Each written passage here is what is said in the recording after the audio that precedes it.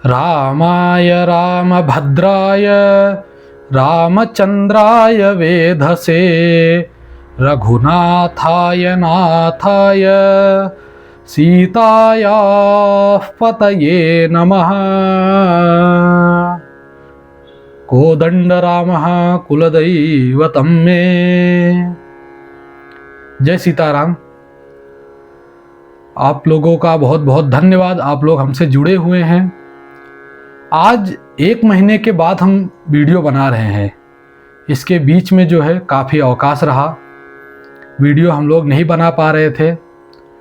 अब हम लोगों का जो है पुनः वीडियो आना आप लोगों के सामने शुरू हो जाएगा। जो है आज जिस चीज़ पे हम लोग बातें करने वाले हैं, जो कि अभी हम लोग नहीं देख पाते हैं। सामान्यतया जब मैं बात करता हूँ किसी भी चीज़ को लेकर के, तो हितोपदेश के बारे में, श्लोकों को लेकर के मैं ज़्यादा बातें करता हूँ। जैसे समाज में होने वाले संस्कारों के बारे में, बच्चों के, बुजुर्गों के संबंध के बारे में, हर एक चीज़ के बारे में हम बातें करते हैं। आज जो श्लोक है जो है वह कुछ ऐसा है। अभिवादनशीलस्य नित्यं वृद्धोपसेविनः चत्वारि तस्य वर्धन्ते आयुः कीर्तिं यशोबलम्। अभिवादनशीलस्य, अभिवादनशीलस्य मतलब क्या है? यहाँ पे हम दक्षिण साउथ में रहते हैं, जो है भारत में, दक्षिण भारत में रहते हैं। यहाँ पर आप जो है किसी से भी पूछेंगे अभिवादन क्या होता है, सबको पता होता है, परंतु हमारे उत्तर भारत में अभिवादन का मतलब लोगों को नहीं पता होता है। अभिवादन का मतलब सामने वाले से बात करना, अपना परिचय देना, अपने बारे में बताना। जैसे कि कोई भी अभिवादन होता है, मेरा जैसे अभिवादन है तो मैं अपना परिचय कैसे देता हूँ। जैसे मेरा गोत्र यदि शांडिल्य है तो मैं बोलता हूँ शांडिल्य सा गोत्रः। शांडिल्य गोत्र के कौन कौन से ऋषि हैं? ठीक है, शांडिल्य गोत्र के कौन कौन से ऋषि हैं? दैवल, आसित, काश्यप। ठीक है, 3 ऋषि हैं। ठीक है, दैवल, आसित, काश्यपेति त्रया ऋषयः प्रवरान्वितः। ठीक है, उसके बाद में मैं कौन से वेद का हूँ? मैं सामवेद का हूँ। सामवेद में भी शाखाएं हैं बहुत सारी, तो जिसमें से मैं कौथुम शाखा का हूँ। फिर उसके बाद में मुझे कौन से गृह सूत्र को लेकर के जो है अपने अनुष्ठान इत्यादि करना चाहिए, तो मेरा जो गृह सूत्र है वह है गोभिल गृह सूत्र। ये सब एक परिचय होता है आपका। जो है सबसे अंत में आप ये बताते हैं कि मेरा नाम है रामानुज शर्मा हम अस्मि, अनुज शर्मा हम अस्मि। सामने वाले को संस्कृत में बताते हैं कि मेरा यह नाम है, मैं यह शर्मा हूँ, मैं आपको जो है नमस्कार करता हूँ। ऐसा होता है। तो इस प्रकार से अभिवादन बोला जाता है। तो बोलते हैं अभिवादनशीलस्य, जो व्यक्ति हमेशा अभिवादन करता है, नित्यम वृद्धोपसेविनः। वृद्ध कौन है? पहले भी मैंने काफी बार बताया है वृद्ध कौन है। वृद्ध आप सिर्फ ये मत लीजिए जिनकी उम्र हो गई है, जिनकी अवस्था बहुत अधिक है, आयु अवस्था, वो सिर्फ वृद्ध नहीं है। वृद्ध कौन कौन है? 4 प्रकार के वृद्ध जो है राम जी के बारे में कहा जाता है। किस किस प्रकार के वृद्धों से राम जी जो है हमेशा विनय पूर्वक रहते थे। ज्ञान वृद्धैः, वयो वृद्धैः, शील वृद्धैः, सज्जनैः। ज्ञान वृद्धैः, ज्ञान वृद्धैः मतलब जिसके पास ज्ञान आपसे ज़्यादा है, वो आपसे बड़ा नहीं है। आपकी अवस्था यदि 30 साल की है, सामने वाले की अवस्था 15 साल की है, परंतु उसके पास आपसे ज़्यादा ज्ञान है, तो वह भी आपसे वृद्ध है। वयो वृद्धैः, ठीक है, ज्ञान नहीं है, कुछ भी नहीं है, परंतु वह उम्र में आपसे बड़ा है, तब भी वह पूजनीय ही है आपके लिए। मैं ये नहीं कहना चाहूँगा कि अगर उम्र में आपसे बड़ा है, कम पढ़ा लिखा है, तो वो पूजनीय नहीं है। राम जी, यहाँ पर राम जी के बारे में कहा जाता है कि जो है वो इन लोगों की जो है सेवा करते थे, पूजा करते थे। तो रामायण काल से हम देखते चले आ रहे हैं कि जो पढ़ा लिखा नहीं है परंतु जो है उम्र में बड़ा है, तो वो सदैव पूजनीय रहेगा, क्योंकि वह आयु में आपसे बड़ा है। उसके बाद में शील वृद्धैः, कुछ व्यक्ति ऐसे होते हैं जिनके पास न तो विद्या होती है, न तो उम्र में बड़े होते हैं, परंतु बहुत ही जो है गुणवान होते हैं।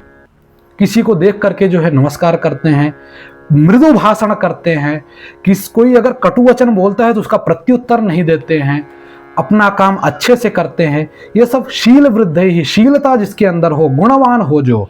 उसके बाद में सज्जन ही, सज्जन पुरुष कौन है? सज्जन पुरुष के अंदर ये सब कुछ नहीं रहेगा। सज्जन पुरुष क्या करेगा? अपना अनुष्ठान करता है, जप तप करता है, अपने काम से काम रखता है, किसी गिरे हुए की सहायता करता है, किसी को अगर किसी चीज़ की ज़रूरत है तो उसमें मदद करता है। ये सज्जन ही। इस प्रकार से 4 प्रकार के वृद्ध होते हैं। ठीक है, ज्ञान में बड़े वृद्ध, आयु में बड़े वृद्ध, गुण में बड़े वृद्ध और सज्जन व्यक्ति जो होते हैं, इनका आपस में कोई कनेक्शन नहीं है कि वो आयु में बड़े हैं, वो ज्ञान में छोटे हैं। ये चारों अगर हैं तो इन चारों हमेशा पूजनीय हैं। तो इसीलिए ये हितोपदेश में कहता है नित्यम वृद्धोपसेविनः। जो पुरुष जो है, जो व्यक्ति, जो मानव वृद्धों की नित्य सेवा करता है। गांव में अभी भी प्रचलन है, जब सोने जाते हैं दादा दादी के लोग पांव दबाते हैं, सोकर उठते हैं, माता पिता के पांव छूते हैं। काफ़ी जगह पे हम देखते हैं जो है सोने से पहले जो है, अभी तो हो गया है कि गुड नाइट वगैरह बोलते हैं। गांव में ऐसे चलता था, सोने जाने से पहले पूछते थे सब अच्छा है ना, सब कुशल है ना, पानी वानी पीने के लिए रख लिए हैं ना, कोई दिक्कत नहीं है ना। अच्छे से पूछ करके उसको ही अभिवादन बोलते हैं। बात करना, सब कुछ पूछना जो है। कुशलम परिपृच्छति, रामायण में आता है जो है, राम जी के पट्टाभिषेक के आसपास जो है कुशलम परिपृच्छति, सबसे इतने बड़े राजकुमार होकर भी प्रजा के प्रति व्यक्ति से कुशलम पूछते हैं, अच्छे हो ना, कोई दिक्कत नहीं है ना, आपको कोई समस्या हो तो बताइए। तो इस प्रकार से वृद्धों की जो सेवा करता है उसके जो है चत्वारितस्य वर्धन्ते, उसके मुख्यतः 4 चीज़ों की वृद्धि होती है। किस चीज़ की? आयु हो, उसकी आयु ज़्यादा हो जाती है। क्यों ज़्यादा हो जाती है? जिन वृद्धों की आप सेवा करते हैं, जिन वृद्धों को आप अभिवादन करते हैं, वो वृद्ध जो है किसी ना किसी चीज में वो आपसे बड़े होते हैं, तो उन लोगों का आशीर्वाद आपको लगता है, तो इसलिए आपकी आयु हो। उसके बाद में कीर्ति ही। आपने एक बात देखा होगा, जो लोग जो है बहुत सबको नमस्कार वगैरह करते हैं, बहुत सज्जन व्यक्ति बन के रहते हैं, उनके बारे में सब जगह चर्चा चलती है, पूरे गांव में, पूरे रिश्तेदारों में। वो व्यक्ति आया था भाई, वो व्यक्ति हमारे घर पे आए तो बहुत अच्छा लगता है, वो व्यक्ति नहीं आए। मतलब आपको खुद की जो है सम्मान वहाँ पे कम लगने लगेगा, जो व्यक्ति ऐसा रहकर गया हो। तो इसलिए जो है वहाँ पे कीर्ति भी बढ़ जाती है ये करने से। यशः, यश क्या है आपका? सब लोग गुणगान करें आपका, सब जगह चर्चा चल रहा है कि ये भाई बहुत बड़े हैं, ये भाई इतने बड़े हैं, उतने बड़े हैं, क्योंकि उनके पास जो है ये चारों गुण होते हैं। तो आपको जो है कभी भी जो है कोई बूढ़ बुजुर्ग दिखे उसकी सहायता करिए, उनकी सेवा करिए, उनसे अभिवादन करिए, अपना परिचय दीजिए, उनसे उनका परिचय लीजिए, ऐसा है। तो इसी प्रकार से आयु हो, कीर्ति ही, यशो बलम, बल भी आपका बढ़ता है, क्योंकि जब आप ऐसे रहेंगे तो अपने बल का आप दुरुपयोग करेंगे नहीं। जब आप अपने बल का दुरुपयोग नहीं करेंगे तो आपका बल भी बढ़ेगा। तो इस प्रकार से बताया गया है जो है। ये विषय जो है, जो पढ़ने वाले बच्चे हैं, जो अभी भी पढ़ाई कर रहे हैं, पढ़ने वाले बच्चों का मेरा ये कहने का मतलब नहीं है कि जो बड़े हो गए हैं, अगर 35 साल के हैं वो भी पढ़ रहे हैं, तो वो भी अगर स्कूल कॉलेज कहीं भी ट्यूशन में जाते हैं तो जो पढ़ाता है उससे जो है एकदम विनम्रता पूर्वक बात करना है। भगवान श्री कृष्ण भगवत गीता में कहते हैं ज्ञान कैसे प्राप्त किया जाता है। श्रद्धावान लभते ज्ञानम, जिसको श्रद्धा होती है पढ़ने में। क्यों 35-35, 40-40 साल के लोग अभी भी पढ़ते चले जा रहे हैं, पढ़ते चले जा रहे हैं जो है, क्योंकि उनको श्रद्धा होती है तभी पढ़ पाते हैं। जिसको नहीं पढ़ना होता है वो 17-18 साल के उम्र के बाद में पढ़ना छोड़ देता है। श्रद्धावान लभते ज्ञानम। फिर क्या कहते हैं भगवान कृष्ण? तत्परः संयतेन्द्रियः तत्परः। ऐसा नहीं है कि आज चलो श्रद्धा आ गया, 1 महीना दबा के पढ़ लिया, फिर उसके बाद में छोड़ दिया, ऐसा नहीं। तत्परः, उसमें जो है निरंतर रहना है। संयतेन्द्रियः, ये जो इंद्रिय हैं आपके 5, या फिर जो शरीर में जितने भी आपके अंग हैं, इनको सबको संयम में रखना है। ये नहीं कि मन कर रहा है चलो चाउमीन खा के आते हैं, फट से जाके खा के आ गए, बर्गर खा के आते हैं, पटाख से जाके खा के आ जा रहे हैं। इंद्रियों को संयम में रखना है, ऐसा श्री कृष्ण बोलते हैं। तत्परः संयतेन्द्रियः, इस प्रकार से ज्ञान को पाया जाता है। उपदेक्षन्ति ते ज्ञानम, कृष्ण भगवान का अगला पद है उपदेक्षन्ति ते ज्ञानम। इस प्रकार से ज्ञान देते हैं कौन लोग? जो है ज्ञानिनः तत्वदर्शिनः, ज्ञानी लोग, तत्वदर्शिनः, तत्व को देखने वाले। ज्ञानी कौन होते हैं? ज्ञानी शायद आप पढ़ के आप ज्ञानी हो सकते हैं, परंतु तत्वदर्शी नहीं हो सकते हैं। तत्वदर्शी होने के लिए आपको, जब आप एक शिक्षक बनते हैं ना, काफ़ी चीज़ें आपने देखा होगा, आप बहुत सारी चीज़ें पढ़े हैं लेकिन आप उसको पढ़ा नहीं सकते हैं। जैसे मुझे जो है तमिल भाषा आता है, मैं समझता हूँ, मैं बोल लेता हूँ, लेकिन मैं पढ़ा नहीं पाऊंगा क्योंकि मैं उनको तत्वों को नहीं जानता हूँ। तत्वदर्शिनः कुछ अलग ही देखते हैं। जो है तत्वदर्शी लोग ये नहीं देखते हैं कि आज यह शरीर है, यह मर जाएगा, तो ऐसा नहीं देखते हैं। उन लोगों का अलग ही दृष्टि होता है। जो है न जायते म्रियते वा कदाचित, ये तत्वदर्शी लोगों का ज्ञान है। श्री कृष्ण ये भी भगवद गीता में बोलते हैं 2वें अध्याय में, न जायते म्रियते वा कदाचित नायं भूत्वा भविता वा न भूयः। मैं आपको तत्वदर्शी का जो है एग्जाम्पल देने के लिए थोड़ा सा आपको समझाऊंगा तत्वदर्शी किसको बोलते हैं। नहीं तो आप इसको बोलेंगे तत्वदर्शी तो आप दिमाग में सोच करके चले जाएंगे, लेकिन वो आपके अंदर बैठेगा नहीं। तो उसको बैठाने के लिए मैं आपको एग्जाम्पल्स देता हूँ।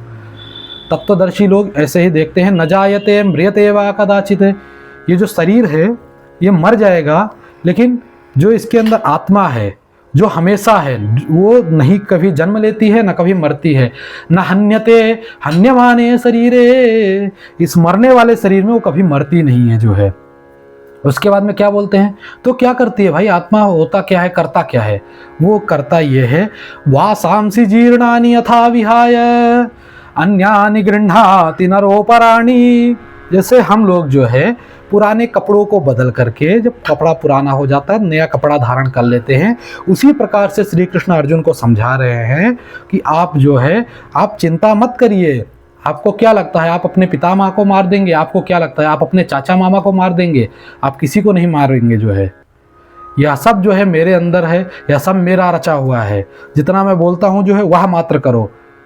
सोचिए दुनिया का मैं तो मारूंगा कि सबसे पहला मोटिवेटर जो है, अभी तो बहुत सारे मोटिवेशनल स्पीकर आ गए हैं, लेकिन वहाँ से शुरू हुआ था मोटिवेशन। एक आदमी जो अपने शस्त्र को डाल करके बैठ गया है, भाई चाचा को नहीं मार सकता, मामा को नहीं मार सकता, भाइयों को तो कदापि नहीं मार सकता, उसको मोटिवेट कर रहे हैं। सर्वधर्मान परित्यज्य माम एकम शरणम व्रज, सभी धर्मों को छोड़ करके मुझे एक की शरण में आ जाओ, मैं जैसा बोलता हूँ वैसा करो। ठीक है, तो इस प्रकार का है भगवद गीता। तो भगवद गीता को पढ़ना बहुत आवश्यक है आप लोगों के लिए। आप लोग समझेंगे बहुत सारी चीज़ें भगवद गीता से। जो है ऐसे ही नहीं, कई सारे पुरस्कार इस भगवद गीता पे जो है न्यौछावर हैं। तो मैं इसको सिर्फ जो है भगवद गीता का एग्जाम्पल आपको इसलिए दे रहा था क्योंकि तत्वदर्शिनः का जो मीनिंग मुझे आपको बताना था, इसलिए दे रहा था।